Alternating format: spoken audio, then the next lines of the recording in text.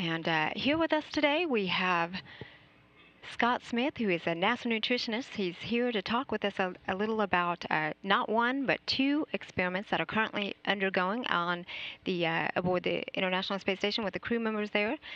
One of those experiments is known as Nutrition, that actually looks at how our body changes in the microgravity of space, and also Pro-K, that looks at diet and how that diet can actually mitigate bone loss. Welcome, Scott. Thanks for coming. Thanks. It's great to be here. So let's start now just talking about nutrition first. I understand that nutrition has actually been one of the studies that's been going on for now quite a while, since Expedition 14. That's correct. We started back in late 2006 on Expedition 14.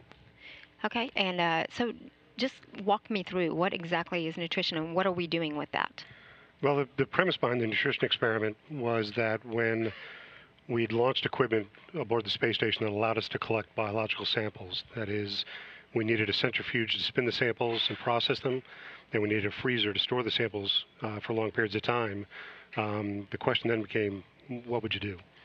And what we first set out to do was to better understand how nutrition changes over the course of spaceflight. Mm-hmm. We had collected a lot of samples before and after flight. But with samples collected before and after flight, you don't know how you got there. So if you see a significant drop in the measurement of something after flight, you don't know what that change looked like over the course of 6 months. Okay, so we start with something, a baseline first before flight, and then that way we can measure the differences in space as well. That's correct. So explain to me, what are we measuring? What we do is we collect blood samples and urine samples before, during, and after flight, and we measure probably 40 to 50 different things in those samples. We look at a number of nutritional markers, things like vitamins and minerals. We also look at a number of hormones and regulatory factors. We're also looking at things like bone markers that tell us about what's going on with bone and muscle and other systems. Okay. And so when you were talking about, you said blood and urine, do we do any body mass measurement? I do see some of that. I don't know if that's involved in this study at all. We do indeed share those data. The body mass data are obviously an important picture of what's going on with nutrition overall, but clearly the goal of this experiment, if you will, is the blood and the urine. Okay. And is there any, so I know, again, we're talking about blood samples and urine samples. Are there any other variables that we're looking at that may help give us more information for this particular study? The other thing we try with this experiment is dietary intake. And the crews fill out, nominally, they fill out a food frequency questionnaire once a week that allows us to track dietary intake of key nutrients.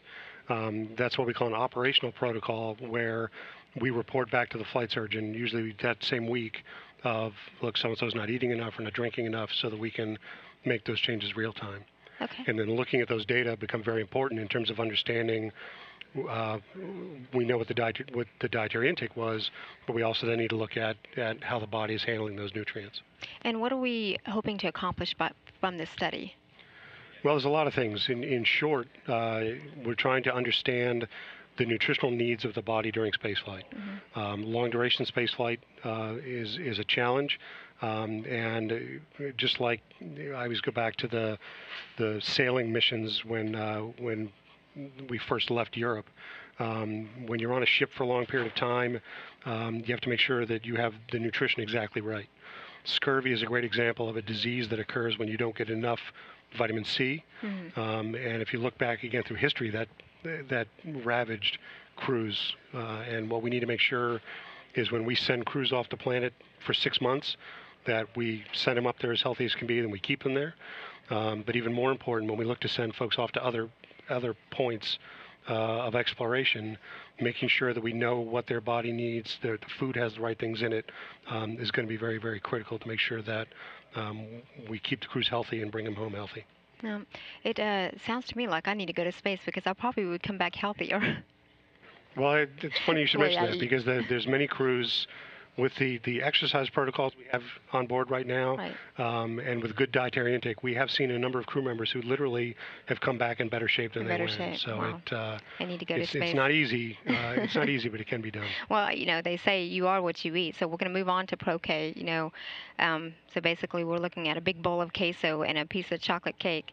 No, But in all seriousness, the Pro-K is actually looking at how diet and what we eat can actually help mitigate bone loss. So it's not only the exercise on board the station, but it's also what we're eating. And I originally would think, calcium when I think bone loss, but that's not really what this is it? That's correct. And folks have looked at calcium, and as I would say, the easy answers didn't work. That providing extra calcium Sure. won't fix bone loss during flight. We do make sure the crews get enough calcium because calcium is important, but that's not the only trigger. And what we found in ground-based studies is that the ratio of different nutrients in the diet can affect your bone response. And what we're testing with Pro-K is just that. And what we're looking at is the ratio of animal protein in the diet to the amount of potassium in the diet. And what happens is that ratio affects the acid-base balance in your diet. That is more animal protein, more red meat will lead to more acid when it's broken down in your body. And that acid, the way your body protects yourself from that acid is to break down bone. And there's a couple ways you can counteract that. One is by consuming less of those acid-producing components. The other is to consume more base-producing components. And those are things we find in like fruits and vegetables. And those are foods that are rich in potassium, which is why we use potassium as the other half of that equation. Okay, so protein, potassium, Pro-K. Absolutely. Got it. Okay, so in this, are there any supplements involved, like vitamins or anything like that, or is this strictly diet? This is strictly diet, and what we're doing with the Pro-K experiment is for 4-day sessions, we work with the crews ahead of time to plan out a 4-day menu that is either high animal protein to potassium ratio or low. And they'll consume that diet for 4 days, and then at the end of those 4 days, they'll collect blood and collect urine samples that we will then look at to see how those markers are affected. I think we have a couple of photos. We can throw these up here now of Don Pettit, who had been participating in the Pro-K and the nutrition. There he is here. And he is actually working, it looks like he's got a couple of samples in his hand, and he's putting it into the minus 80-degree laboratory freezer. That's correct. And yes, in his left hand there, he's got gloves on because that freezer is very cold. It sits at about minus 96 degrees C, even though we call it the minus 80 freezer. And that mesh bag there has syringes that have small amounts of urine in it that he took from his last urine collection. And then here's just another image of some more sample. That's correct. I think that one is actually a step before, and you can see him putting the syringes into that mesh bag. Oh, I see. You can see in the bottom left corner there, the door to the Melfi is open, and what he'll do is pull out one of those, what they call dewars, one of the drawers in that freezer, and those samples will go in there and wait until they bring them home. Okay. And again, the Melfi is the minus 80-degree laboratory freezer that is used to store biological samples, such as what he's doing for this study that require refrigeration for return to Earth for later analysis. When they are returned to Earth, those samples, they are actually brought back here to Johnson Space Center. Is that correct? That's correct. Ultimately, they're analyzed. Most of the analyses are done in our lab, in the nutritional biochemistry lab here in Houston. Okay. And we up until now, we've brought all our samples home on the shuttle. So we've sent folks in the team out to the landing sites to retrieve them when they're demanifested from the shuttle after the crew. And then we bring them back here as quick as we can. Okay. And so talk to me a little about what can you tell me about the findings from either one of these? And I know that there is also a blog, and we can put that out here for you as well. Go to blogs.nasa.gov, and you can check out a blog that this here is When Finding Nothing Means Discovering Something. It was a blog about some of the findings. I think this is the most recent entry that was made about these studies. But go ahead and talk to us a little about some of the findings that you guys are. Well, the Pro-K experiment first is a little bit newer, so we don't have any published findings from that just yet. The nutrition experiment, though, as you said, we've been doing that for several years, and we've had a number of key findings so far. The blog you pointed out there talks about two things that we found that didn't change.